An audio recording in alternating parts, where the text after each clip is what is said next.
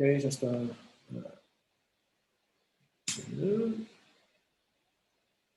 Só fazer clique.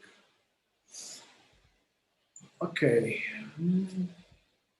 Então vamos começar. Hoje bem-vindos ao Meetup número 43. Hoje vamos fazer o Meetup em especial edição será em português. Por isso, uma vez mais bem-vindos. Só fazer uma pequena introdução e depois vamos ao que interessa, que é a apresentação do Antoine, do Ivan e do Daniel.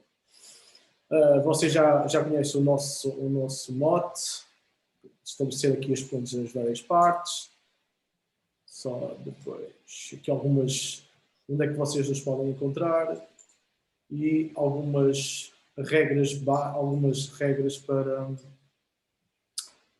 gerir isto. Ou seja, nós estamos a deixar o pessoal entrar, normalmente o pessoal entra fica muted, que é para não haver interferência com a apresentação.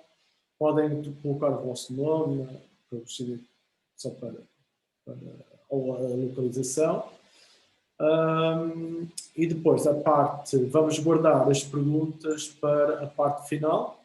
E temos duas opções. Podem escrever no chat as perguntas que querem colocar durante a apresentação. Coloquem no chat e nós no final pegamos nas perguntas e colocamos aos nossos queridos oradores. Se não, também podem fazer a pergunta vocês próprios, é só fazer o raise hand e nós abrimos o microfone e a partir daí podem fazer as perguntas. Obviamente, convido toda a gente que depois da apresentação continuar a discussão, continuar parte da discussão à volta da apresentação, podem fazer através do nosso canal Slack. E por fim, hoje o tema é dedicado à jornada de ida à produção usando uma plataforma que é o Kubernetes. Os nossos oradores hoje trazemos um trio, que é o Antoine, o Ivan e o Daniel, e vamos então começar com o que me importa mesmo. Okay? Eu vou parar a partilha de ecrã e Antoine, o palco é teu. E acho que já deve estar, não? Já, sim, senhor. Ok. Portanto, bem-vindo a todos. Infelizmente vou falar um pouco, vão ter de suportar o meu sotaque francês, pronto, mas espero que der na mesma. Portanto, a ideia é fazermos uma pequena introdução a nível dar o contexto, não é? Do porquê do Kubernetes e de qual era também o contexto da empresa na nossa transformação. E depois é mesmo partilhar essa jornada. Pronto, e vamos alternar com o Ivan e o Daniel para que seja mais divertido. Portanto, é isso que queremos partilhar hoje. Portanto, não vai ser uma talk apenas sobre a parte técnica do Kubernetes. Nós queremos mesmo partilhar a necessidade que nós tivemos e que acreditamos que é o caso de muitos e que há muitos também que já fizeram, não é? Que é a parte de Kubernetes é muito interessante, mas como que se chega à produção a nível aceitável para uma empresa e uma equipa e de desenvolvimento até as operações. Portanto, é essa a experiência que nós queremos partilhar hoje. Também uma mensagem, portanto, isto é uma foto que já é bastante antiga, mas queremos dizer que, enfin, eu pessoalmente também, pronto, estamos os três a falar hoje com o Daniel e o Ivan, pronto, vão ver que nós fizemos o projeto em 6 meses e, portanto, houve a contribuição de várias pessoas, até estão lá o Daniel Franco, o Ricardo Lopes, etc., que estão lá. Portanto, há muitas pessoas que contribuem para o projeto, portanto, não é porque somos os três a falar que fizemos tudo e, portanto, acho que isso é importante de puxar. Portanto, vamos nos evitar-vos uma descrição muito longa do que nós somos, o que fizemos, etc. Decidimos pôr alguns hashtags sobre os nossos interesses pessoais. Por isso, para mim, eu não vou só dizer que, basicamente, eu estou muito ligado à parte da arquitetura globalmente. Tenho uma paixão pessoal para a parte da qualidade de software e de sistema, automação, engenharia e comunidade open source para mim. É o que permite a todos melhorar e também por isso estamos aqui para partilhar. E, portanto, deixo o Ivan e o Daniel se apresentar rapidamente. Tem minuto, Ivan, se estás a falar. não conseguem fazer o unmute? Isto é o Eduardo, se calhar, que consegue. Tac. Já está. Ok. Perfeito, obrigado. Ok. Prazer, boa noite, meu nome é Ivan, trabalho há 21 anos com tecnologia e hoje eu estou trabalhando bastante fortemente com DevOps, Site Ability Engineer, e esses são meus interesses, né? Acho que está aqui para o futuro. Sou Tech Leader da equipe de DevOps da La Redut e meus interesses são esses, né? DevOps, Site Ability Engineer, segurança e programação. Daniel Melo, eu sou mais da área da liderança, de gestão. Eu entrei nesse projeto como Project Manager, depois, ao decorrer do projeto, acabei por assumir a equipa de DevOps, e é como nós estamos hoje, integrados junto com a equipa de Cloud Center de França. Yes. Obrigado. Portanto, os nossos objetivos sempre o que é que nós tínhamos era de trazer as capabilities-chave à empresa. Portanto, que acho que toda a gente no DevOps já tem em mente, etc. Mas basicamente nós estávamos muito no quadro preto, aqui no meio, e portanto o nosso objetivo na maioria das aplicações críticas era de conseguir chegar na parte do Elite Performer, portanto não só para, vamos dizer, o orgulho pessoal, mas porque essa capacidade é algo que permite fazer a diferença com a empresa a nível de captação e desenvolvimento do negócio. Portanto, e o que é que estava a acontecer antes de nós apostar mais na parte do Kubernetes? Era ok, há toda essa parte do Developer Experience, não é? Que alguém, a um momento, tem de entregar uma features. Nós tínhamos muitas problemáticas, portanto, que eu pus aqui alguns exemplos, mas o que é que estava a acontecer muitas vezes com a organização em silo, plataformas on-premise, VMs e esse tipo de coisas, e que estava a acontecer uma série de problemas no ciclo de desenvolvimento, e podíamos dizer que a experiência do developer acabava por ser muito frustrante, com change a abrir, esperar máquinas, depois faltar regras firewall, a conta não funciona, etc.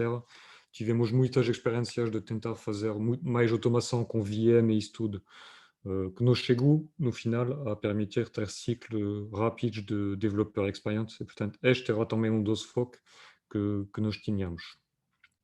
E porque nós tínhamos muitas vezes essa pergunta, pronto, eu busquei que a questão há 1 milhão, mas acho que se calhar vale mais. E que nós muitas vezes tínhamos esse tipo de perguntas, que era mais até no back-office que no front-end dá para fazer mais jogadas, não é? Mas às vezes tínhamos só de entregar algo bastante simples a nível de funcionalidade do negócio, mas por motivo de tecnologia, processo, organização, etc., podia demorar semanas. Portanto, o que é que nós queríamos trazer era essa reatividade para a empresa.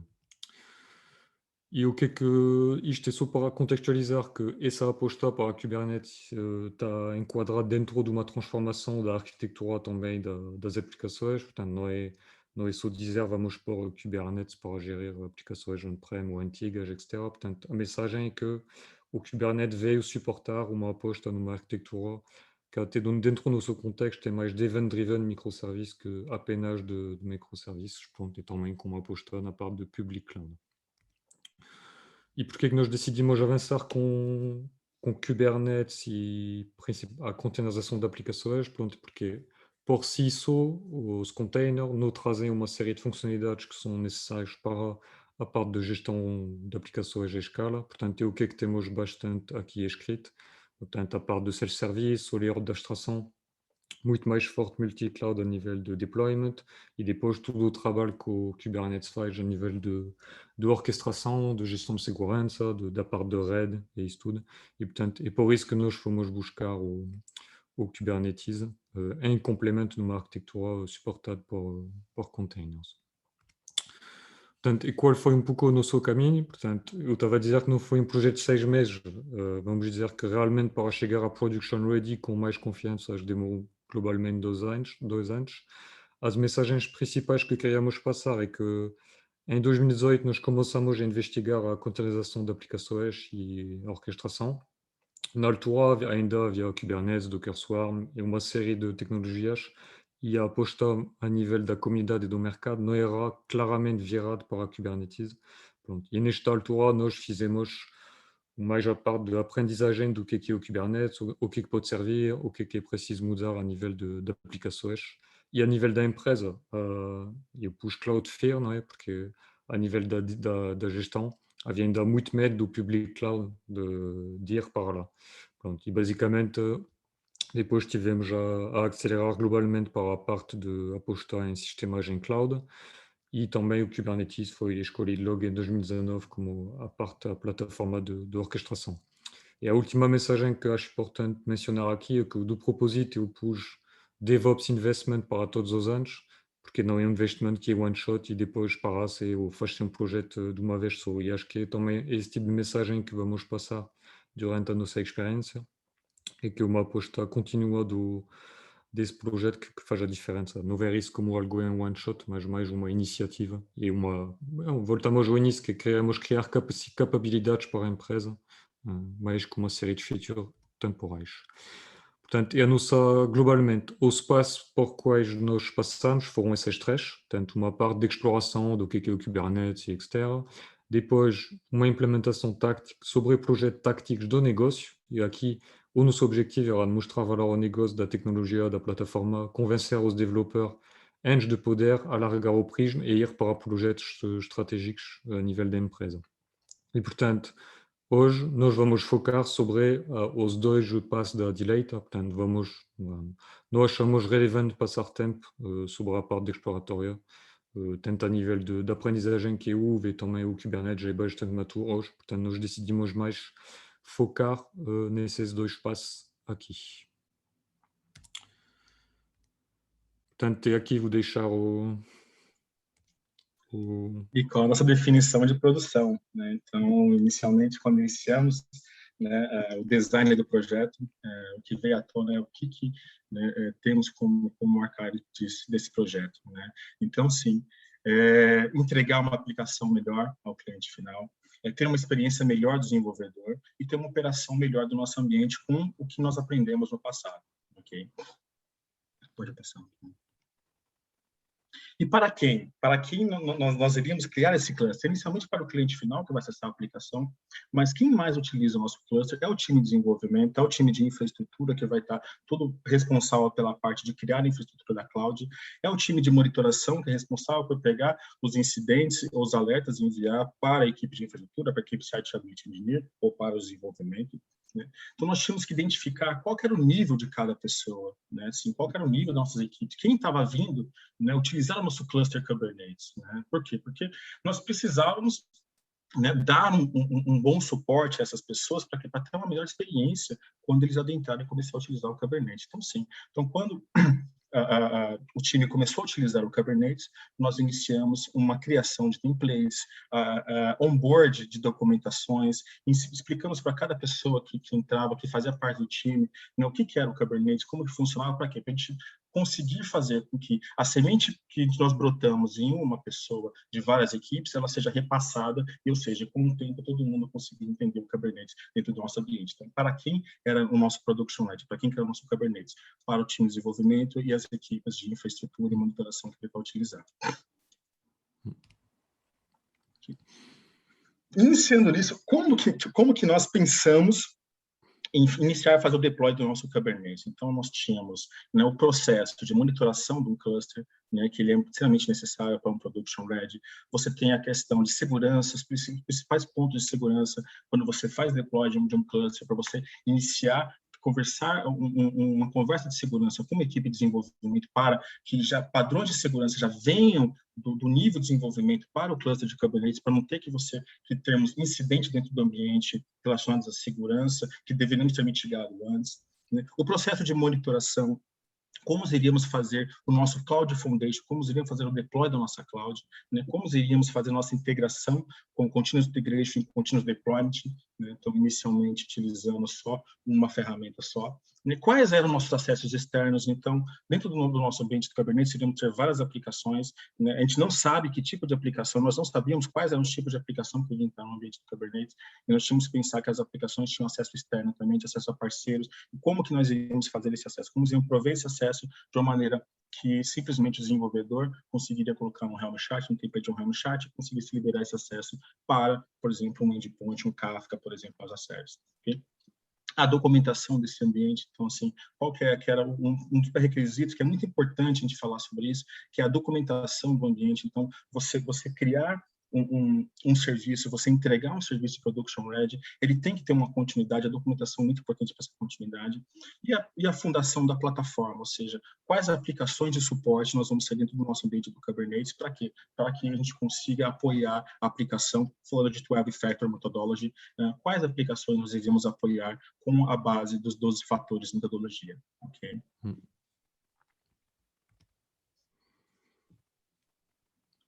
Queres que fale aqui, Ivan, se calhar? É. Isso. Sim, exato. Isso era só a ideia, não é ler tudo, mas nós tínhamos escrito uma série de, vamos dizer, de guidelines e de princípios a manterem na implementação do Kubernetes, que deve ser sempre o nosso objetivo, apesar de fazer várias iterações, mas o nosso objetivo era sempre de balancear uma experiência de developer com a parte da robusteza das aplicações, e isto é bastante importante, porque não basta dar o acesso à produção ao developer, basta dar num ambiente que seja controlado, com traçabilidade, segurança, etc., built-in. Portanto, isto era um foco bastante grande, com uma alteração também de responsabilidade a nível de desenvolvimento, que é se um developer pode ir até a produção, quer dizer que pode ser até o nível 1 a receber as primeiras alertas, porque ele é o responsável das aplicações, e até com a utilização de tudo o que é as code no ambiente Kubernetes, ele acaba por ter à mão e muito mais coisas que antes eram na mão de alguém das operações. Portanto, a nível das aplicações, o segundo bloco é só para contextualizar que hoje a nossa implementação da plataforma Kubernetes é para todo o perímetro de back-office, todas as aplicações que nós desenvolvemos. Portanto, quer dizer que não é para, por exemplo, hoje ao nosso front-end, porque ele está com um ambiente tecnológico hoje bastante diferente e foi migrado para a cloud o ano passado, por isso tem ainda uma fase de modernização que será feita a seguir. Portanto, e os outros pontos que tínhamos definidos era que as aplicações devem ter um mínimo de templating e de standard que devem seguir. Portanto, porque um risco também que existe a pôr algo com container ou Kubernetes é que depois podemos usar qualquer tecnologia, etc., porque temos as interfaces, não é, de container. Portanto, acho que para organizações, para algumas faz sentido ter esse misto e tem a dimensão, não é? Nós na Redoute não tínhamos a dimensão e tínhamos o facto de começar quase do zero para muitas pessoas e também de ter de adressar a parte da formação. E por isso que é algo também que fizemos bastante, é sempre de simplificar para reduzir o scope e o âmbito de assuntos a implementar para chegar ao production ready. Portanto, e a nível da plataforma, portanto, o objetivo era automation 100% dos vários processos, até, por exemplo, os tópicos do Kafka, realmente automatizar tudo a nível de infrastructure as code e permitir o suporte 24/7.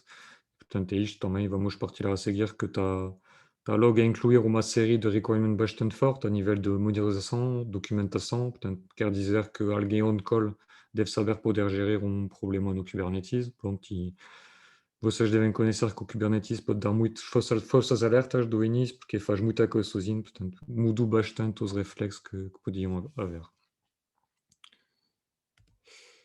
Pronto, e aqui é a parte da planificação do trabalho, portanto, isto é um trabalho inicial que fizemos, vou deixar o Ivan partilhar. Perfeito. Então, qual a ordem que nós executamos, né, a nossa fundação do ambiente do Kubernetes? Inicialmente foi a Cloud Foundation, ou seja, onde nós criamos todos os objetos da cloud. Né, essa equipe foi feita um trabalho junto com a equipe de infraestrutura. A instalação do Kubernetes em si, nós já tínhamos em mente, iríamos utilizar um Kubernetes as a Service, ok?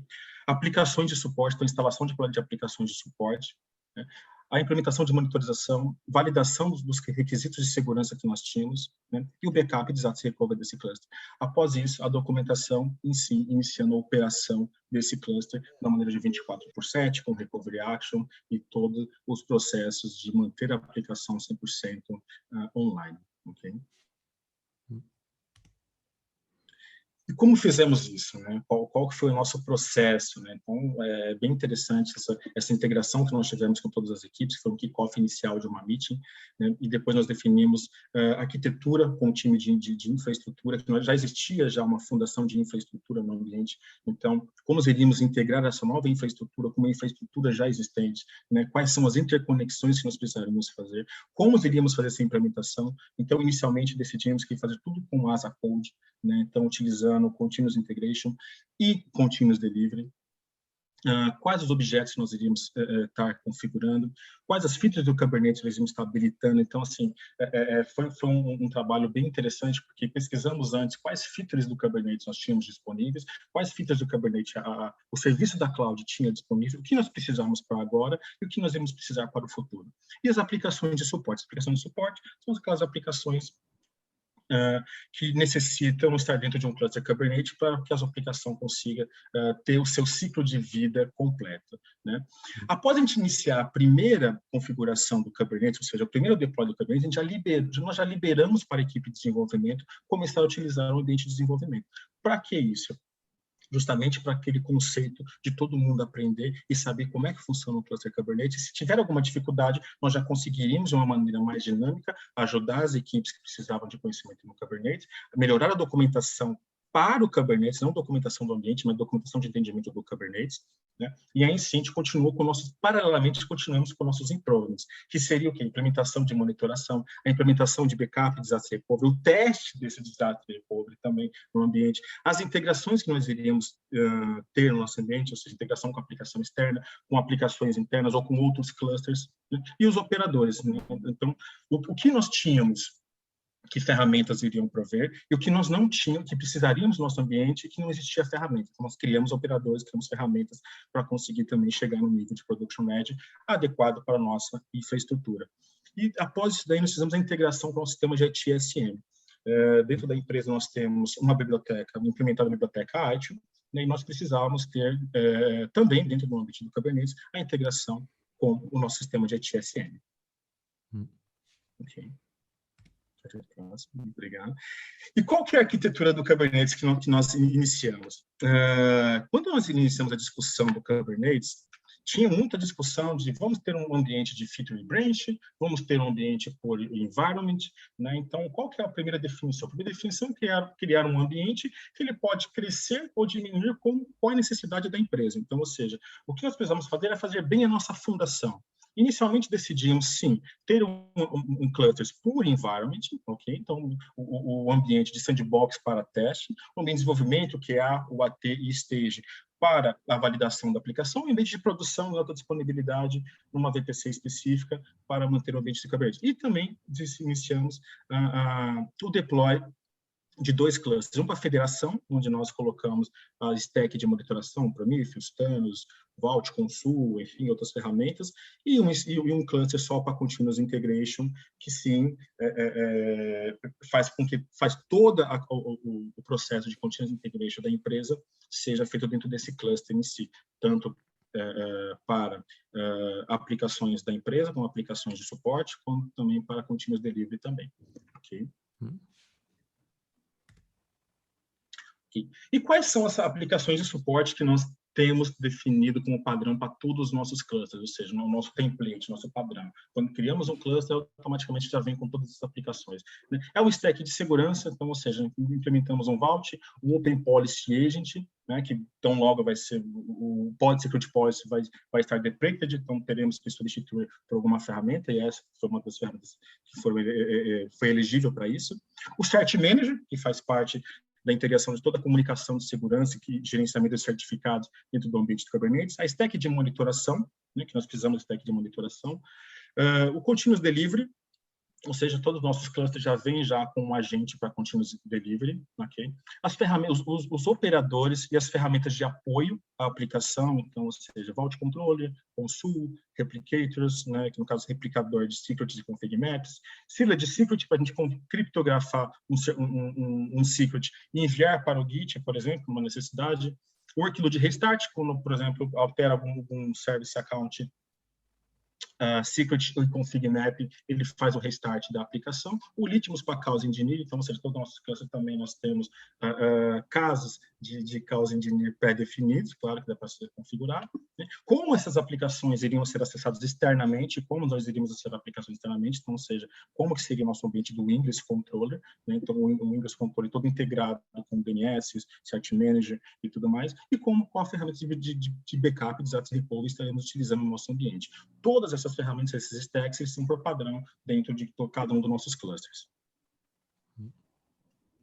Ok. Agora és tu, Daniel, exato. Vamos lá. Bom, tudo isso que foi dito até agora precisava de ter uma mínima organização e uma boa organização. Pronto, no início nós não tínhamos essa boa organização. Quando eu recebi o projeto, era tudo gerido dentro de uma folha de Excel. Não havia um definition of done. A maturidade das pessoas envolvidas no projeto ainda estavam a evoluir, né?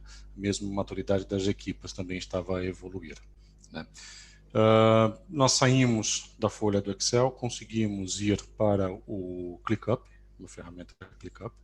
Dessa ferramenta conseguimos adotar uma metodologia, vamos dizer assim, mais agile, onde nós colocamos os sprints, né? Depois, com a companhia adotando o Gira, todos nós fomos para a plataforma Gira. Para o próximo slide, Antoine, por favor. Quando nós fomos para a plataforma Gira, isso fica muito mais fácil, muito mais... a gestão fica muito mais transparente para todos, de uma forma muito transversal, onde pode servir aqui, todas as equipas tiveram o envolvimento, né? Nós definimos os sprints, eles começaram a ser sprints curtos, de 2 semanas, né? E sprints com poucas atividades. Por quê? Porque como a equipa não tinha uma maturidade ainda, era muito difícil de definir o esforço para cada uma das etapas para atingirmos os objetivos. Então, nós fazíamos o Sprint Review, no Sprint Review ainda definimos os nossos objetivos, agora com essas 2 semanas com atividades curtas e com o prazo de 2 semanas, é muito mais fácil conseguirmos atingir e cumprir os prazos. Isso de uma forma transversal, com o envolvimento de todas as equipas que estão a atuar, que estão a utilizar a plataforma, né? Próximo slide. Esse slide, ele mostra bem, mais ou menos, um resumo do como é que foi que a coisa evoluiu toda. No início, sem visibilidade nenhuma, não tínhamos estimativas, o definition of done não era tão claro e as tarefas não eram entregues no prazo. Isso realmente acabava a ser uma grande dor nossa. Com a evolução para os sprints, com o sprint review e com a evolução para as 2 semanas, nós começamos a ter já uma melhor visibilidade, controle e acompanhamento de todas as atividades, do workload e do esforço de todos os recursos da equipe, da disponibilidade dos recursos e do que seria entregue no prazo. A priorização foi muito importante nessa etapa toda, que foi dita até agora, porque muita coisa, obviamente, pode ser construída no paralelo, mas nessa plataforma não, né? Então existia realmente uma sequência, uma priorização de coisas que precisavam ser feitas numa certa sequência, né? E hoje, nós estamos hoje com uma gama, vamos dizer assim, de controles, de acompanhamentos, nós temos uma série de dashboards, hoje nós temos um controle muito mais definido de todas as atividades e do acompanhamento das atividades quando elas vão ser entregues, né? E com a priorização. A plataforma ela tem crescido de uma forma realmente um continuous improvement, essa plataforma, sempre a coisa nova vai surgir, sempre a coisa nova sair no mercado, onde ela é viva, né? É um ambiente vivo e dinâmico, né? Um ambiente onde a gente tem que estar sempre ali dentro da metodologia a acompanhar e a seguir o objetivo Cloud Strategy da companhia, né?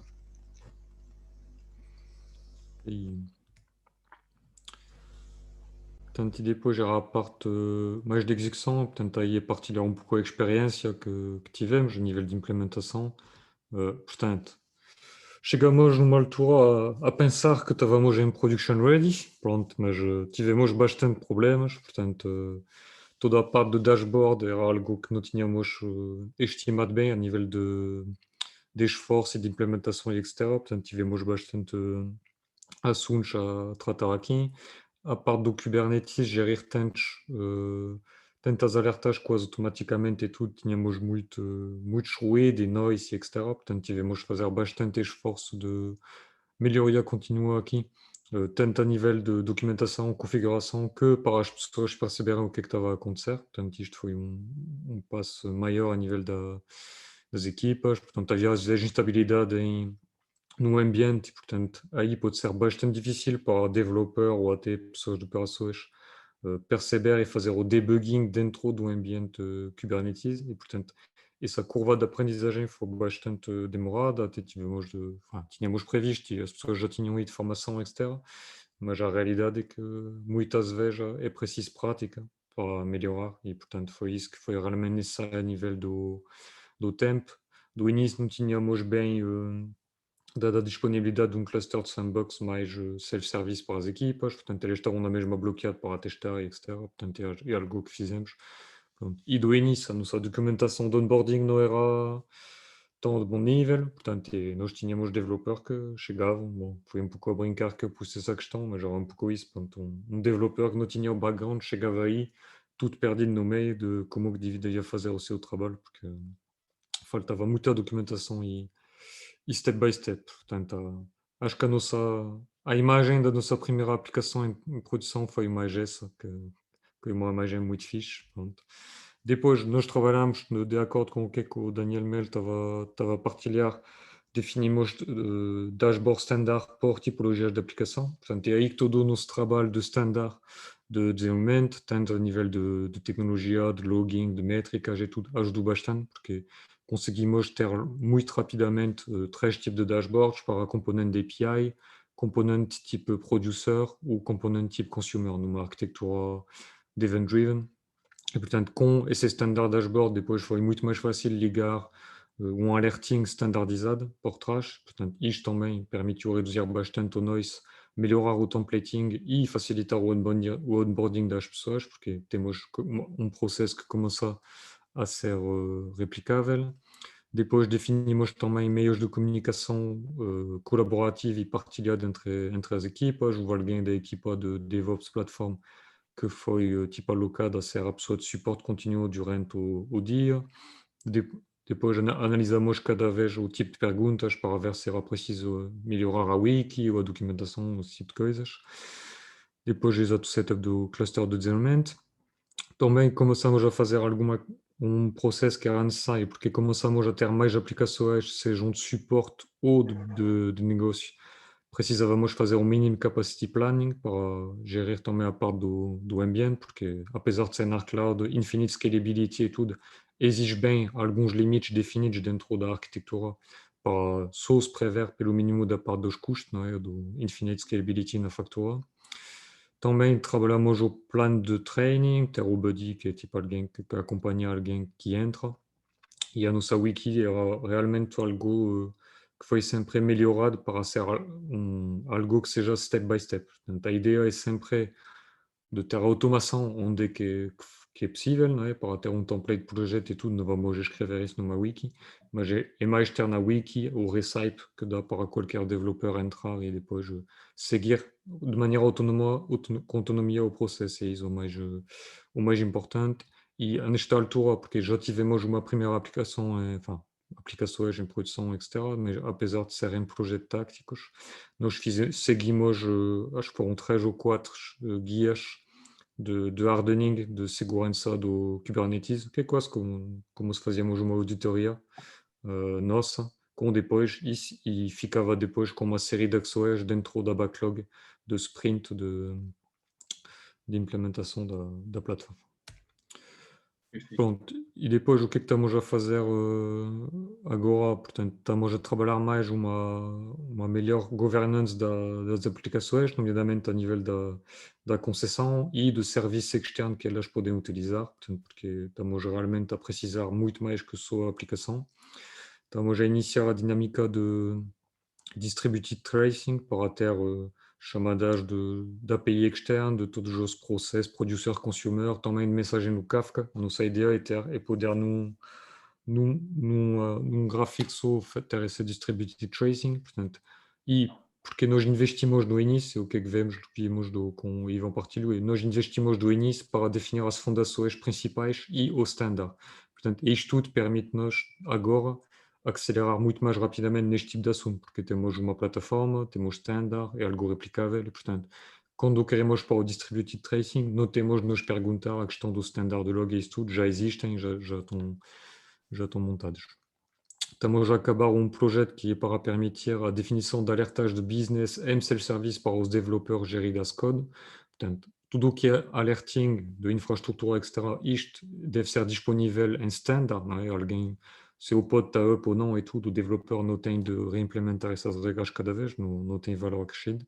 Mas, por exemplo, implementar regras de se temos sistema que está a tratar de encomendas ou de parcels, porque temos uma empresa de retail, portanto, o developer deve poder implementar muito facilmente regras do negócio para a supervisão operacional dos fluxos. E, portanto, hoje aí tínhamos ainda muitos processos semi-manuais entre equipas, portanto, uma outra equipa que define as regras, etc. E, portanto, nós queremos dar essa mão ao developer a nível de monitorização e que sejam integrados as code dentro do projeto. Queremos também, estamos a implementar também a plataforma Kubernetes para outros perímetros que o perímetro de back-end que estava a falar. Dentro do capacity planning, estamos a alargar a nível do desenvolvimento para ter mais proatividade a nível dos projetos que vão vir, porque acabamos alguns projetos estratégicos com a plataforma e é por isso que temos de ser muito mais proativo aqui. E também iniciamos processo de FinOps, porque é aqui que começou a ter algumas aplicações a correr aqui. Portanto, e temos sempre a parte de continuous improvement a nível do treinamento, do onboarding e da wiki, porque a realidade é que essa plataforma está ainda a evoluir bastante com o sprint e isso tudo, e portanto a chave é de conseguir manter atualizada, incluir, adicionar e remover o que é que fizer mais sentido.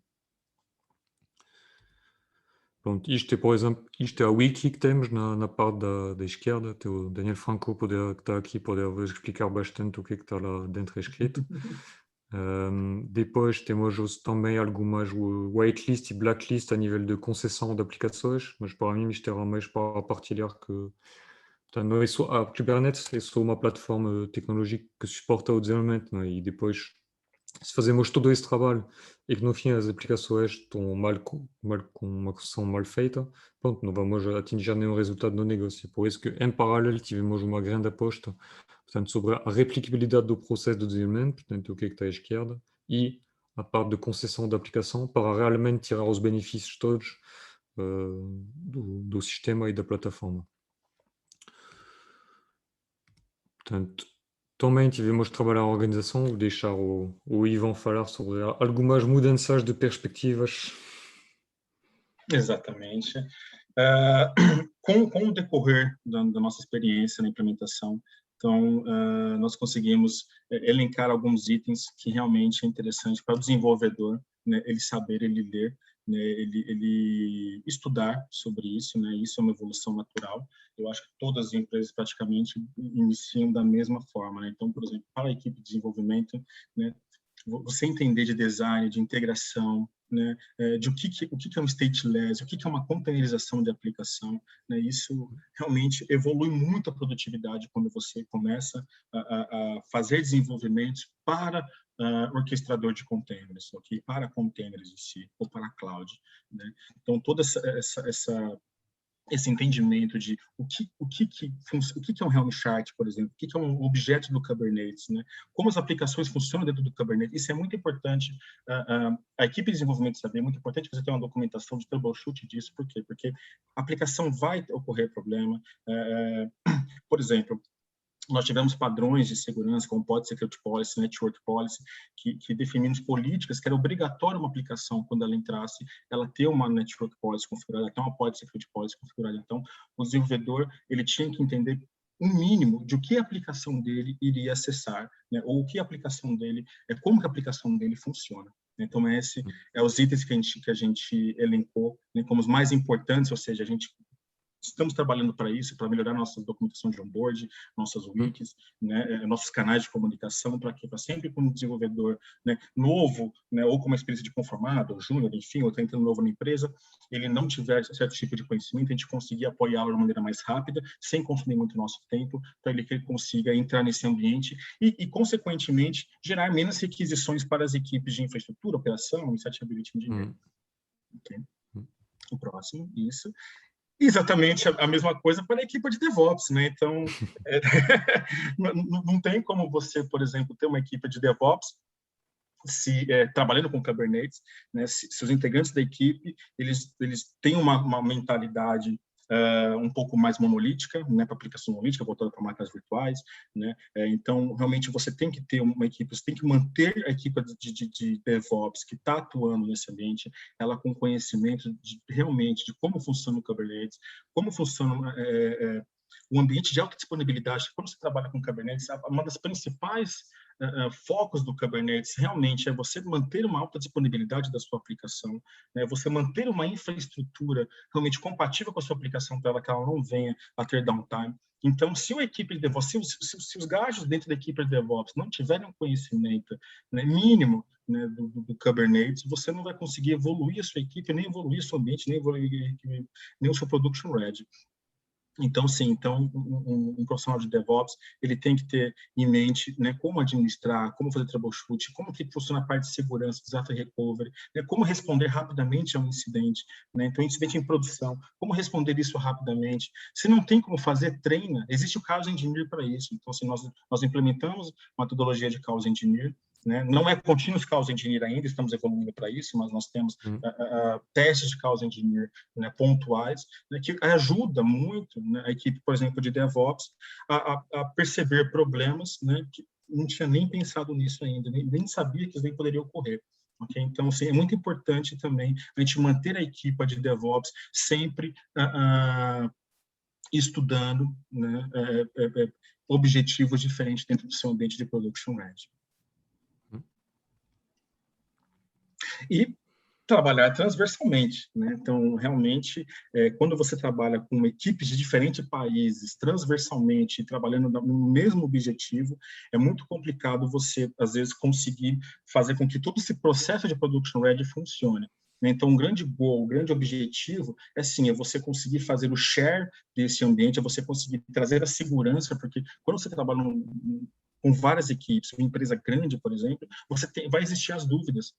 Eu posso colocar uma aplicação no Kubernetes, mas a minha aplicação vai funcionar, está funcionando bem no ambiente data center, está funcionando bem no on-premise, está funcionando bem onde ela está. Então, esse momento de que você faz a comunicação transversal entre equipes, de países diferentes e tudo, né, faz com que você tenha uma evolução melhor do seu ambiente, né? Até responder perguntas são mais básicas. Às vezes, tem pessoas que trabalham com DevOps, trabalham com Site Ability Engineer, né, que tem uma visão, uma mentalidade um pouco mais inovadora, né? E quando, às vezes, trabalha com pessoas que são um pouco mais no ambiente monolítico, você acaba aprendendo também, né, com essas pessoas. Então, assim, é muito importante você ter essa troca de informação transversal. Você está sempre aprendendo, né? Por exemplo, um exemplo, né, prático, nós temos mainframe na nossa empresa, né, e a gente conversa tranquilamente com os gajos que trabalham com mainframe, conversa exatamente das mesmas aplicações dentro do Kubernetes. Ou seja, então, a comunicação transversal é muito importante, né? Você saber como os desenvolvedores trabalham, o ambiente de teste também funciona, né? Como as pessoas estão fazendo teste, tudo isso é muito importante para você ter um sucesso no seu ambiente. Por quê? Porque você vai aprender com o exterior e vai aplicar dentro do seu ambiente. Isso é muito importante. Ok. Portanto, aqui a ideia era partilhar alguns resultados e que tivemos e comentar também quais são as nossas perspectivas.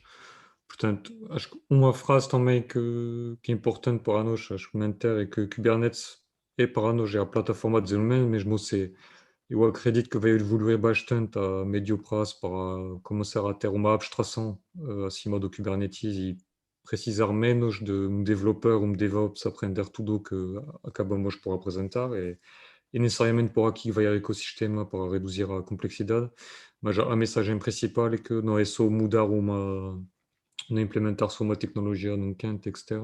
Acaba por ser um impacto organizacional, de formação, de experiência de développeur e também de operacionalidade das aplicações, que acaba por ser as operações do negócio. Portanto, acho que ter essa perspectiva global logo do início e definir um MVP de Production Ready foi realmente algo que foi necessário, porque apesar de nós termos tido um foco em priorizar, limitar a complexidade do ambit, etc., demoramos tempo para chegar a um nível que consideramos production ready, com esforço contínuo. Portanto, isto são exemplos de alertas que temos e nós estávamos a falar de uma dinâmica de FinOps, o que é que podem ver acima à direita. Portanto, mais que os dashboards no FinOps, acho que são os processos, a governance, as métricas que as pessoas veem e a tomada de decisão que é importante. Portanto, e em baixo à direita são os tal dashboard de template que estava a me referir e, portanto, que são possíveis a atingir se existe fundações standard. Portanto, isto para mim é algo bastante importante para ter um processo replicável e ter logo o que é que está vermelho, laranja, etc., diretamente disponível aqui. Portanto, isto é alguns dashboards, não sei quando tiramos isso, mas já foi há algum tempo, que é o número de aplicações que havia, por exemplo, em produção, nos vários clusters, etc. Portanto, hoje ainda temos esses clusters como o Ivan partilhou.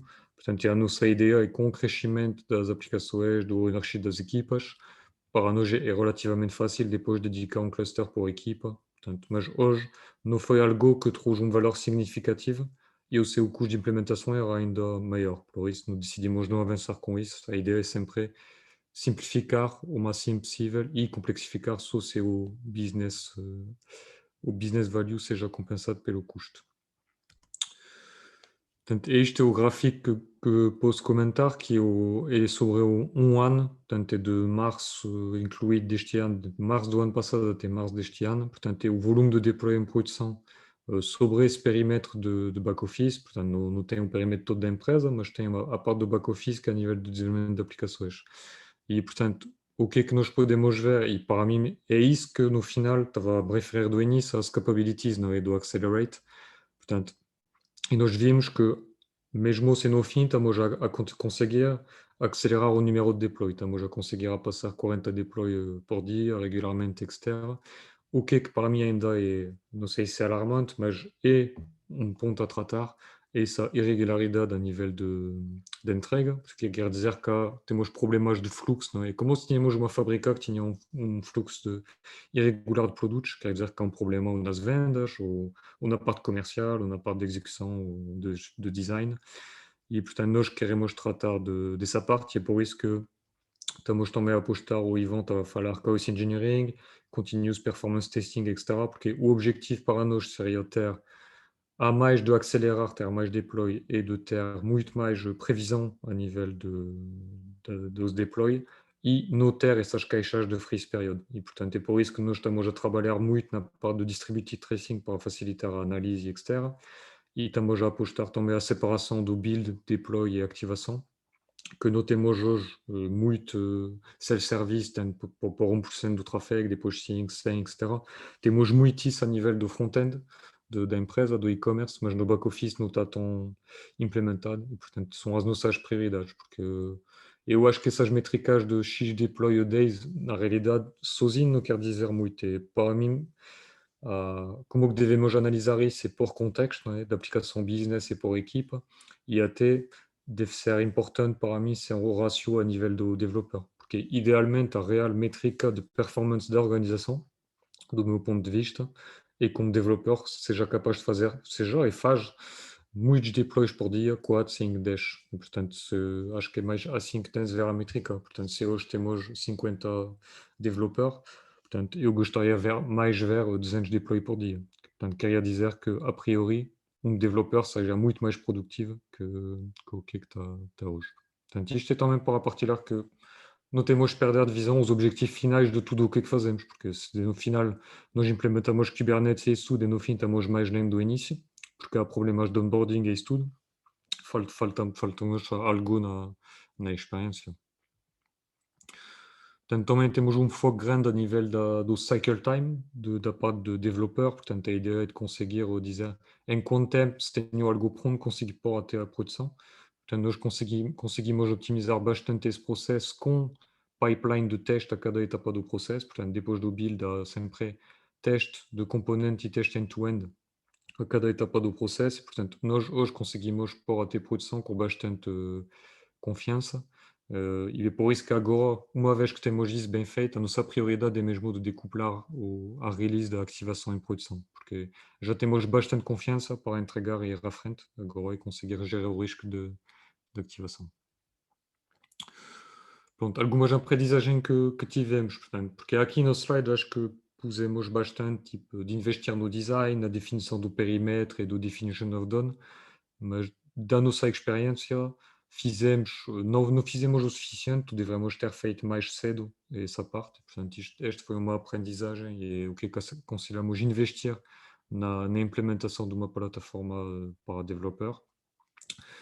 Não subestimar a parte do change management e mudança de mindset, portanto, nós falamos bastante da parte de formação externa, mas o Daniel falou um pouco da alteração de mindset, mas, por exemplo, a equipa de plataforma que nós estávamos a mencionar, com o sprint partilhado, etc., foi realmente a primeira equipa mista, mesmo assim, na realidade não deve ser visto como misto, mas com pessoas de desenvolvimento e operações a colaborar para criar uma plataforma para os outros desenvolvedores. Portanto, isto também foi bastante importante a nível de mudar um pouco o prisma e a perspectiva das pessoas sobre qual é o rol e a contribuição deles dentro da empresa. Portanto, e a parte de comunicação e focus também sobre a parte do negócio, porque podemos facilmente cair num projeto técnico e a falar só entre pessoas de DevOps, mas no final fizemos bastante esforço a nível de comunicação sobre o valor para o negócio. Portanto, e daí também a necessidade de não ver isto só como um projeto de implementar o Kubernetes. O nosso foco era acelerar o negócio com aplicações mais decupladas, event-driven, etc., suportado por uma plataforma que é também cloud, dinâmico, escalável, etc. E, portanto, foi um trabalho sempre que nós tivemos de fazer, de comunicar a cada etapa. Portanto, nós, por exemplo, fizemos projetos táticos para o negócio de 2 meses, tinha se calhar 3 microserviços e 2 tópicos do Kafka, etc., mas permitiu resolver um problema do negócio muito mais rapidamente do que tínhamos e era muito fácil escalar para todos os países a solução e no runtime por causa da tecnologia. E, portanto, acho que isso é algo que não temos de perder de vista para que o negócio esteja a perceber o valor de todo o trabalho que está a ser feito e do tal investimento contínuo, porque todas essas equipas estão a custar dinheiro todos os dias para trabalhar. É importante ser proativo nessa comunicação. Portanto, os takeaways que nós queríamos partilhar convosco, portanto, era realmente não perder de vista o end result e os objetivos. Portanto, aqui eu não partilhei os vários dashboards, mas acho que para nós o Accelerate, portanto, os KPI do Accelerate são os objetivos globais que temos de chegar a mais do objetivo do negócio. Kubernetes é uma plataforma, portanto, havia um slide lá com Kubernetes, tecnologia ou plataforma, mas tudo o que há por volta da plataforma é bastante importante. O Ivan referiu do início, uma plataforma é feita para utilizadores que precisam de serviços, com automação, self-service, etc. E, portanto, muda bastante o prisma que as pessoas devem ter sobre o serviço que devem fornecer às outras equipas. Bom, sem falar do buzzword da Agile, eu acho que manter ciclos curtos, time-boxed, que tem um valor do negócio é bastante importante. E acho que é fácil, quando estamos developer ou até no IT, criticar que o negócio quer tudo para amanhã e não sabe priorizar. Mas eu acho que para nós temos a mesma tendência. Quando queremos dizer queríamos pôr em production ready, havia muitos critérios e, portanto, fazer esse esforço de priorização não é algo que é fácil, porque basicamente quer dizer que temos de aceitar um nível um pouco mais baixo de exigência para uma aplicação ser em produção. Portanto, e às vezes, normalmente, pessoas de tecnologias gostam das coisas bem feitas, com excelência e isto tudo, mas a realidade é que, se calhar, para o negócio, a excelência pode ser mais tarde, numa primeira etapa, já algo que funciona e que traz valor já será muito mais eficaz. E a parte final do Hope Notice Strategy, portanto, é para dizer que é preciso manter a fé, porque já tivemos, não é momentos complicados, mas acho que pode facilmente cair num projeto que demora tempo, não é? E é por isso que eu acredito que é importante pensar que a implementação do Kubernetes não é um projeto one-shot, que é daqui 3 meses vai estar feito, 6 meses vai estar feito. É uma mudança de paradigma e de plataforma fornecida aos developers, e portanto é preciso ver isso como se fosse um produto interno, não é? Portanto, o produto tem uma equipa, tem uma roadmap, e portanto é preciso ter isso em mente antes de começar, senão podemos ficar muito decepcionados quando avançar e ver a montanha que está à nossa frente. Não sei, Daniel e o Ivan, se querem complementar alguma coisa? É exatamente isso. Trabalhar com Kubernetes é muito gratificante, né? Existe problema, isso é normal, né? Só que se você conseguir enfrentar os seus problemas together, junto com as pessoas, com outros times, é muito melhor para você conseguir o seu sucesso. Então, a base é sempre quando faça alguma coisa em Kubernetes, compartilhe o conhecimento. Sempre pense em compartilhar o conhecimento, é muito importante para você ter uma definição de production ready, porque em algum momento você não vai estar, ou o profissional que trabalha junto com você não vai estar, mas sim, pode ter outras pessoas dentro da equipe. Um exemplo desse é o Daniel Franco, que está aqui conosco agora. Ele realmente tem um conhecimento muito grande, muito do que a gente fez agora veio dele, então, ou seja, é de outra equipa e é um compartilhamento que a gente faz praticamente diário, é muito interessante isso. Então, como lição também, o compartilhamento do conhecimento é muito importante. Eu vou na mesma linha, Antoine. Eu acho que já falaram tudo e assim, eu particularmente como gestor deste projeto, eu diria que um dos maiores desafios mesmo que eu gostava de partilhar aqui convosco foi um pouco na questão do mindset, como o Antoine falou. Esse mindset que não é apenas um mindset vamos dizer assim, da companhia, é um mindset também do desenvolvimento, é um mindset de operações. Quando você integra as equipas, quando você tem uma companhia, vamos dizer, híbrida, na questão de plataformas, os mindsets são diferentes, os conflitos aparecem, a gestão desses conflitos, as expectativas, saber definir bem as expectativas de ambos os lados, isso é muito importante. Então, assim, é a única dica, o único takeaway que eu deixo aqui mesmo, Antônio. Ok. Pronto, e acho que agora são... Esse Q&A, não sei, acho que houve coisas no chat, eu não vi porque estava a partilhar, não aparece, mas... Grande parte das perguntas já foram sendo respondidas pelo Daniel Franco. temos um ok, vá, fixe. Vocês trouxeram o back-office convosco, por isso foi uma boa ideia, por isso já tiveram aqui a prestar, o Daniel até fazer uma ronda de suporte. Mas também se querem complementarmos oralmente, ou o Daniel falar oralmente, ou até quer fazer uma outra pergunta oralmente, à vontade. Agora eu acho que conseguem fazer o unmute se quiserem fazer uma pergunta. Deixa-me ver. Olha, o Ricardo perguntou há quanto tempo é que vocês já começaram nisto. O Daniel respondeu desde 2018, como podem ver. Não foram. Sim, lá foi o plano dos 6 meses. Exato, com nível de investimento também diferente, porque no 2018 foi uma parte exploratória, era alguém que passava 2 horas por semana a ver o que é o Kubernetes, não é? Quase no tempo de treinamento de pessoal, não é? Pronto, e depois os investimentos foram crescendo, não é? Até dedicar uma parte da equipa DevOps, até ter certo da equipa DevOps, pronto, e depois já alocar, depois quando começamos a ter na parte tática, do projeto tático, envolver as equipas de operação, a parte de engenharia a nível de solution architecture para mudar os padrões, etc. Portanto, foi realmente consoante e crescendo a maturidade que tivemos de fazer isso. Mais um plano de comunicação, não é? Que era bastante importante para as pessoas virem o que é que ia mudar. Acho que isso é importante para não, senão depois apanhamos atraso através de atraso, não é? Porque as pessoas não estavam preparadas e envolvidas. Acho que temos aqui, a Joyce tem uma pergunta. Eu acho que abri. Como é que eu faço unmute? Já está. Boa tarde, eu posso fazer a pergunta? Sim. Eu tô com a conta da minha esposa aqui. Mas primeiramente eu gostaria de agradecer aí pela apresentação.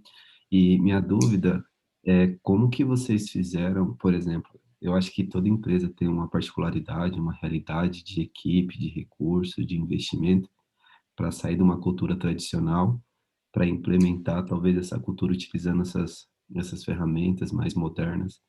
E vocês tiveram esse problema? Por exemplo, a gente hoje tem que manter o ongoing, e aí vocês tiveram que ter uma equipe dedicada, vocês tiveram investimentos para, sei lá, contratar ferramentas ou pessoas ou consultoria para fazer essa implementação à parte. Como que foi esse processo? Não, basicamente, eu pessoalmente acredito que para resolver um problema de cultura não se resolve com consultores, resolve-se com pessoas que estão na empresa. Pode um consultor que ajuda, dá dicas, etc. Mas para mim é a mesma coisa que a pessoa quer emagrecer, não é? Comprar um livro para emagrecer em vez de fazer desporto, não é?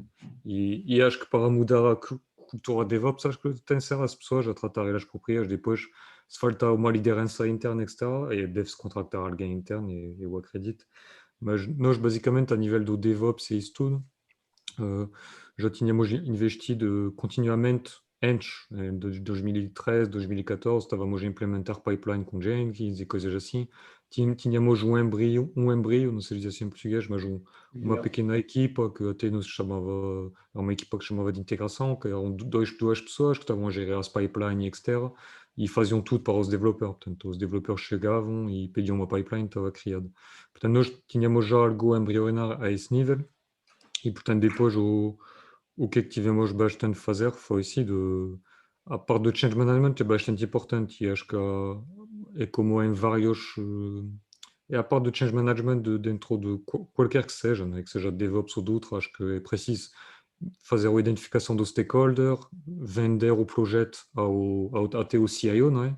Portanto, é o que é que fizemos, comunicar para o negócio, fazer tech talk, também puxar as pessoas a ir aos meetups e do DevOps, não é? Porque, por exemplo, quando eu estava lá em 2015, 2016, não havia quase ninguém que ia a meetup. Pronto, também puxar as pessoas a ir ver no exterior. É por isso que nós não requeremos vamos dizer, não há ninguém chegou a fazer o nosso plano de CI/CD ou de DevOps ou de Kubernetes, etc., porque nós recorremos sim de maneira pontual a alguma expertise, por exemplo, na parte do treinamento, na parte de ajudar a apoiar, por exemplo, a parte de rede do Kubernetes e tudo que é bastante complexo, mas foi mais de maneira pontual e de extensão da equipa que para mudar o core da nossa empresa. Pronto, e dentro dessa parte, sim, houve muitos assuntos de mudança de cultura, de equipa, de mindset, não é? Mas acho que para mim é por isso que, principalmente para mim, é ter uma visão comunicada às pessoas e é preciso ter uma liderança presente dentro dos projetos, não é? Portanto, nós estávamos a falar do sprint e etc. Portanto, nos sprint estávamos sempre, os responsáveis estavam lá sempre presentes, portanto, por exemplo. E acho que é algo importante, porque não podemos dizer que é algo importante e depois ninguém sai um projeto ou é alguém de DevOps sozinho que tem que tentar mudar o mindset todo. Por isso, para mim, acho que é fazer realmente um projeto, como se fosse um projeto de empresa para a mudança organizacional e deve ser organizado como um projeto, não é? Portanto, e acho que é isso. Acho que há muitas pessoas que tentam mudar mindset ou culturas, etc., mas não têm plano. Estão a fazer isto a semana, não é? Ou, pronto, para um pequeno prisma. E acho que é isso que é importante, é saber reconhecer logo do início que é uma transformação que deve ser organizada como tal. Pronto. Ok, obrigado. Tipo, temos aqui já reparei que o Daniel vai responder tudo que é respostas mais técnicas, por isso, aqui também uma pergunta interessante que é a equipa foi crescendo, mas eu queria também complementar esta pergunta por uma das perguntas também da minha parte, que é, eu gostei, dois comentários, eu gostei da parte em que vocês pensaram na plataforma, mas do ponto de vista de utilizadores, quem é que vai utilizar a plataforma? Normalmente, tipo, nós, o instinto é começar a desenvolver a plataforma e depois vemos quem é que vai utilizar e como vai utilizar. A segunda parte que eu gostei foi é difícil não olhar para o brilho como nomes como Kubernetes, Docker e por aí fora que apresentam, mas eu reparei que vocês usaram a palavra capacidades. Vocês queriam fazer algo, queriam trazer capacidades para as equipas. E a minha pergunta foi no sentido, ou seja, obviamente que isto implica, e vocês referiram na apresentação, os open talks, etc., implica criar conhecimento, partilhar esse conhecimento, escalar esse conhecimento. A minha pergunta é, além de, obviamente, deste impacto ao nível da organização, como é que vocês guiaram esta decisão? Porque vocês tiveram que decidir entre o que escalar em termos de conhecimento, qual o conhecimento que, por exemplo, uma equipa tem que ter e quando alguém novo que entra na equipa tem que adquirir, esse nível de conhecimento, ou construir, ou intercalar isto, com construir um nível de abstração para que essa pessoa nem sequer tenha que aprender isso, por exemplo. A diferença entre saber construir um cluster de Kubernetes ou saber pedir ou requisitar um cluster, tipo, carregar no botão e vou lá, tenho o meu cluster de Kubernetes. Queres responder, Ivan, na parte de DevOps? Eu posso dizer na parte de desenvolvimento, se quiser. Ok, posso responder na parte de DevOps. A fundação base basicamente é o conteúdo da prova CKAD, ok, da certificação, ok, de Kubernetes, que seria o conhecimento básico de objetos, como que funciona o objeto dentro do Kubernetes, né? Assim, a gente pegou fortemente nisso, assim, como que um objeto é feito o deploy, como que uma aplicação é feita o deploy no Kubernetes. Então, assim, então, a base seria basicamente essa. O que é um pod, o que é um deployment, o que é um service, o que é um ingress, que é basicamente o que eles precisam. E também o que é um network policy, que é uma pod security policy, respondendo a pergunta do Pedro Borges, que ele perguntou sobre security hardware também nesse ponto. Nós fizemos um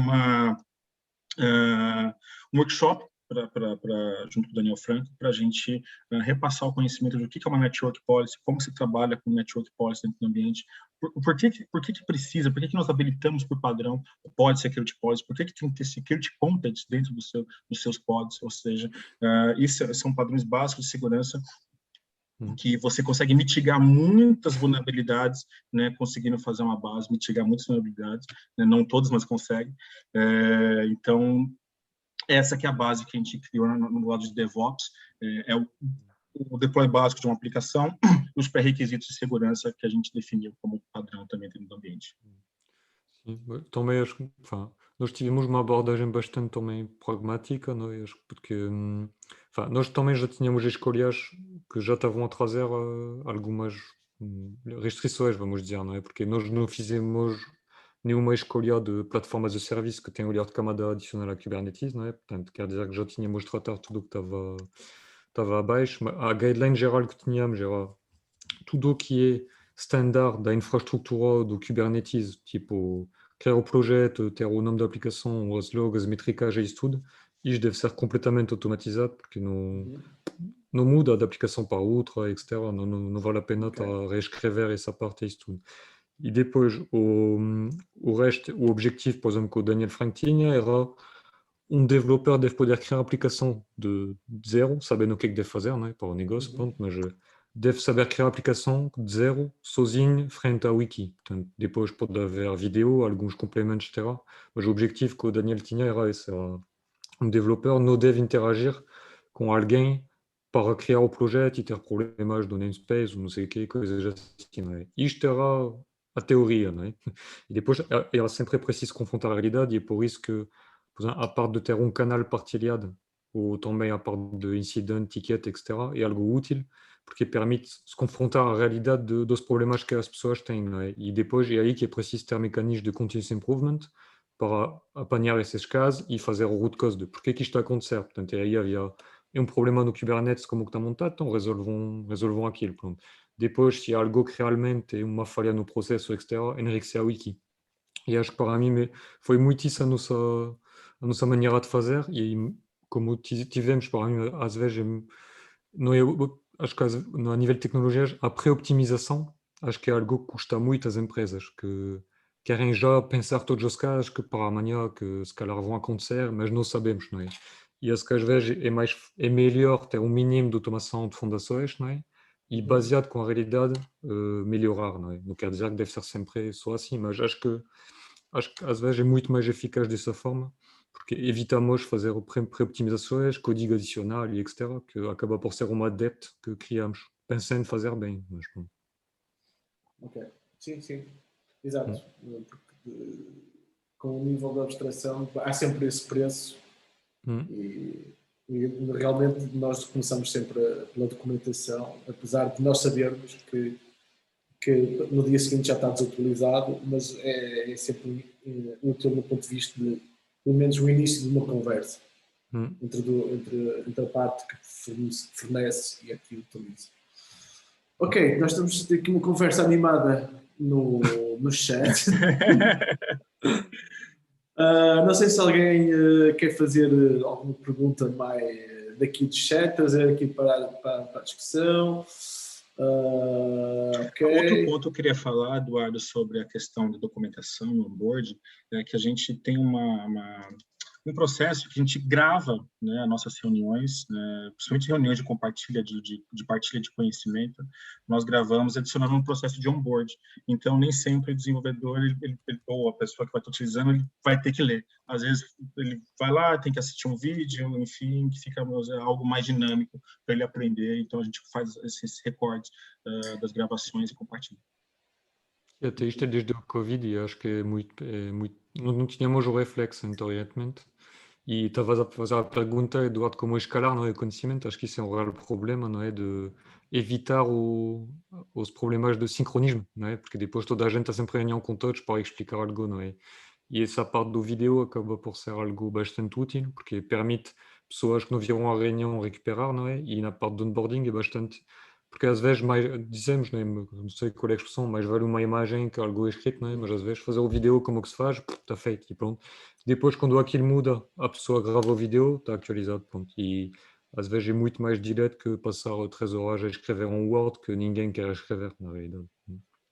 Sim, sim. Nós por acaso também temos essa experiência porque normalmente quando escreves a wiki ou documento, aquilo que para colocar em documento tens quase o triplo do esforço daquilo que fazer num vídeo do que, olha, o processo é este, carregas neste botão. Isso numa wiki tem 3 vezes, custa 3 vezes mais. Exato, sim. Exatamente. Por exemplo, nós temos um processo de onboarding seguido com tipo mentorship, que é alguém continua além do onboarding, que é onboarding é de género na primeira semana, no primeiro mês, depende da escala de cada organização, chegar a conseguir ver o sistema, pôr o código em produção, por exemplo.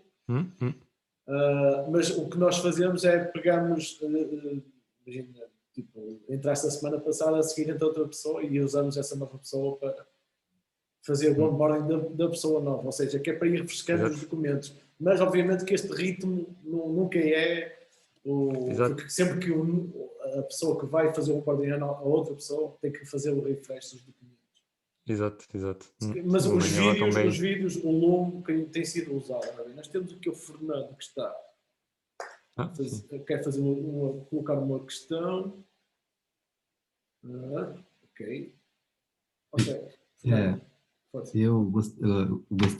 Obrigado pela resposta. Eu gostaria de afunilar um pouco mais ela na questão da consultoria, né? Eu entendi o conceito lá do livro, que às vezes não dá certo, mas, por exemplo, num cenário hoje que a gente está enfrentando, né? A gente hoje é muito on-premise, a gente começou a utilizar cloud, a gente tem hoje uma esteira de CI/CD e algumas práticas eu acho que a gente não pode tirar da cabeça, ou eu acho que tem que ter um investimento. Por isso que eu coloquei a questão do investimento de, sei lá, pode participar de alguns cursos, enfim, nesse sentido. Não, sim, acho que sim, acho que há vários pontos. Acho que o investimento, se é necessário, se o investimento não chegar lá nenhum, portanto, se não há ninguém do sponsor desbloquear um orçamento para financiar uma equipa, formações, cloud e isso tudo, não dá, estou completamente de acordo.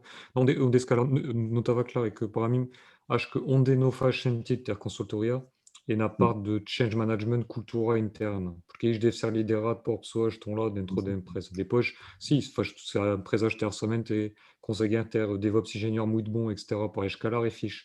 Acho que onde as empresas devem ter cuidado é externalizar peças, não é? Portanto, como se nós tínhamos feito, não é? Vamos contratar uma empresa que montou o cluster Kubernetes por nós, são especialistas, não é? E o que é que fazemos passado 6 meses quando está montado? Continuamos a pagar um valor todos os meses. Faz sentido. Pronto, não é? É por isso que, para mim, devemos ter um equilíbrio nisso, não é? Acho que raramente é 0, 100% preto e branco. Acho que é, para mim, a minha convicção, tudo o que é transformação cultural, etc., deve ser liderado internamente. Depois pode haver apoio de um chefe de projeto para organizar coisas, tudo bem. Mas, pronto. A parte de tecnologias, acho que também faz sentido para mim reforçar as equipas com especialistas, não é? Mas tem sempre em mente onde queremos chegar a médio e longo prazo, não é? E acho que isso é importante, é saber onde queremos estar daqui 6 meses, 1 ano, 2 anos, porque se contratamos, por exemplo, uma empresa especialista, não sei, Kubernetes, GCP, AWS, etc., é preciso incluir logo alguém da nossa equipa ou 2 que vão ficar com esse conhecimento a seguir, e investir em formação com eles durante os primeiros 6 meses, etc. E acho que e por isso acho que temos de ter a ilusão, não é? Que contractar uma empresa vai resolver tudo, Vai ou resolver o fazer tudo. problema. Temos de estar bastante claro de qual é o meu plano, não é? Depois, se eles ajudam, apoiam, permitem paralelizar, acho que é bastante útil, interessante, e uma boa maneira de utilizar um orçamento, sim. Isso, a ideia seria de uma consultoria mais nessa questão de definir uma estratégia. Ah, por Exatamente. exemplo, a gente tem um on-premise, eu vou usar o OpenShift, eu vou usar o Rancher, por que que eu escolho uma e não a outra? Ou Uhum. qual vai ser a estratégia? Mas nesse sentido, não de que Ah, ok. vamos Uhum. fazer tudo. Então, você acha que é importante ter isso, né? Porque meu receio é a gente tentar fazer, sei lá, com coisas da nossa cabeça, vamos fazer aquele curso, vamos usar essa ferramenta e lá na frente, depois de Ah, 6 não, meses, exato. poxa, eu não deveria ter feito assim, a gente criou um monstro, por exemplo. Ah, sim, sim, sim, sim, sim, é por isso que até nós quando há várias etapas que tivemos algumas pessoas externas, não é algumas com essa, até foi uma ou duas, mas pronto, que foram rever a nossa arquitetura e deram pontos de atenção, portanto, do que devíamos corrigir, etc.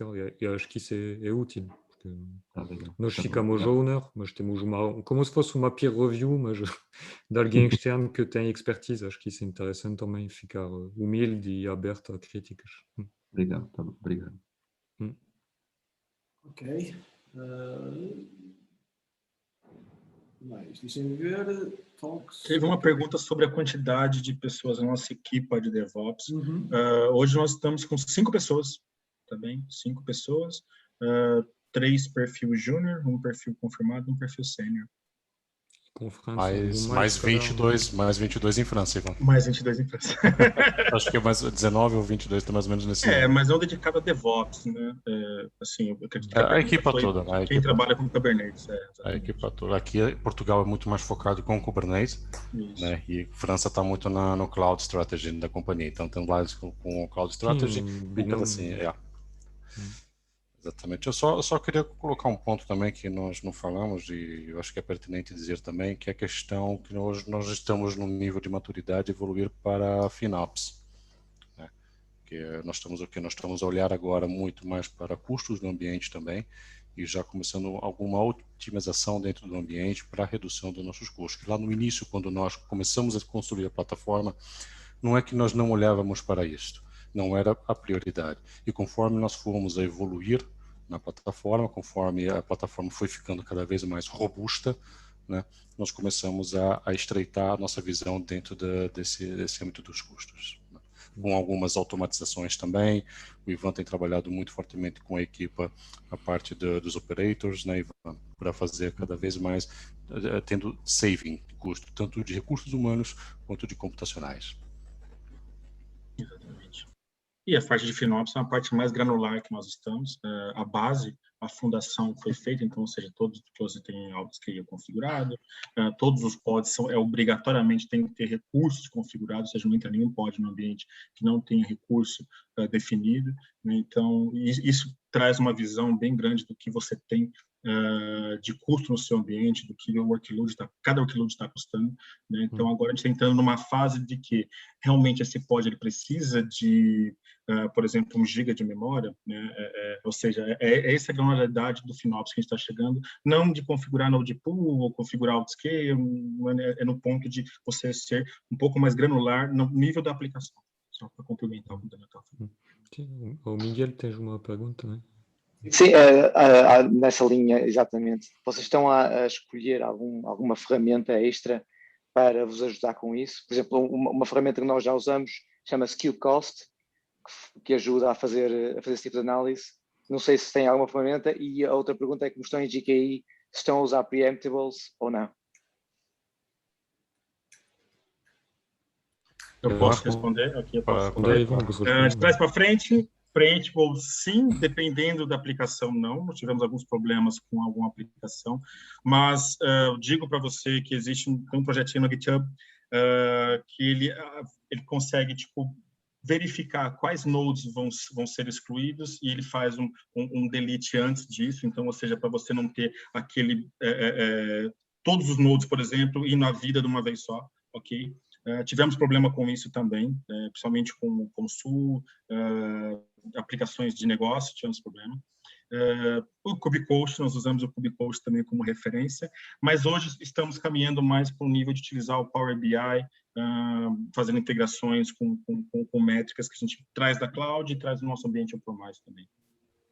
Mas utilizando o KubeCoast também, é uma ótima ferramenta.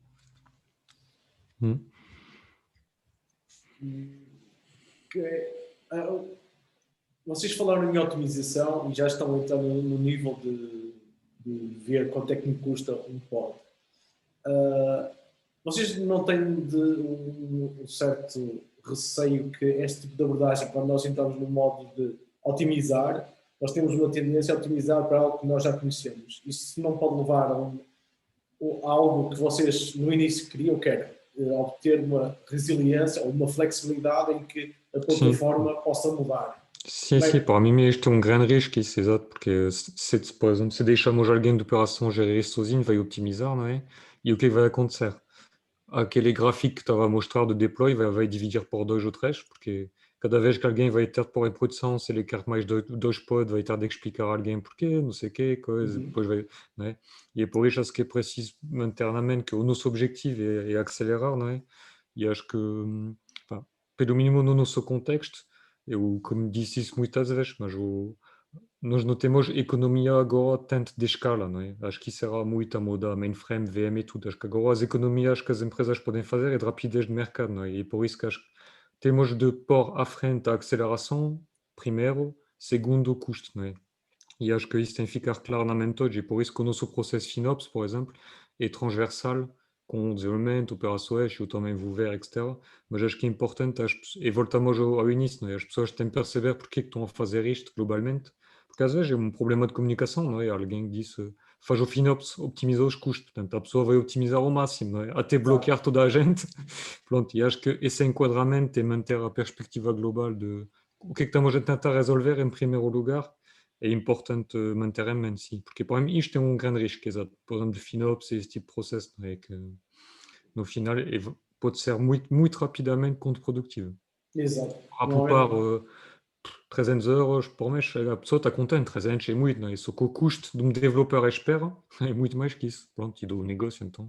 Sim, é sempre aquela questão de o risco de quando medires, obteres aquilo que queres medir, não é? Se estás a medir o custo ou a otimização, estás a medir os postos e queres, e dizes, dás um sinal em que, ok, era bom otimizar no sentido, quanto menos infraestrutura, menos custo tivermos, melhor, pode levar para, lá está, resultados que no início da jornada que não querias. É exatamente isto, exato. Ok, também já estamos quase a 1h30. Se não não quiserem colocar mais questões, resta-me agradecer o vosso tempo e a vossa partilha e espero daqui a um ano, acho que estaremos a discutir os próximos, o que é que aconteceu neste último ano e provavelmente estaremos a discutir novamente o nível de abstração que entretanto a plataforma exatamente, é possível mudar. Algo ainda mais abstrato, por isso Cross Engineering FinOps. exatamente. Okay. Antoine, Daniel e Ivan, muito obrigado pela vossa disponibilidade, a vossa partilha e até breve. Exato. Ao resto da audiência, resta-me também aí que será que temos uma pergunta última hora? Não estou a ver. Agradeço também às pessoas que vieram, por isso, até ao próximo então. Obrigado. Tchau.